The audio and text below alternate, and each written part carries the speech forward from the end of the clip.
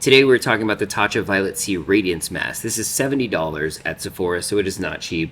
It has vitamin C, it's good for dark spots, it's clean at Sephora, good for uneven texture. What it is, a creamy anti-aging mask packed with Japanese beauty berry, 2 types of vitamin C and AHAs from 7 fruits that unveil softer glowing skin.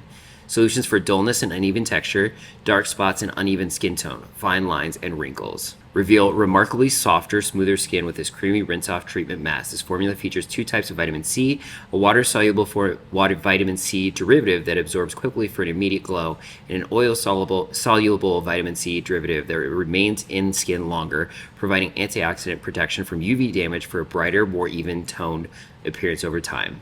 It has a lot more on here. Like, this is a lot. What I'm gonna say is this nice? Yes.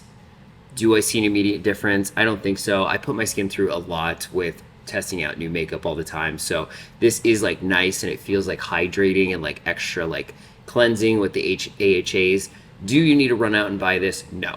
If you have extra money to spend, or if you're looking for a gift to get from somebody, maybe this might be really good for you because it is nice.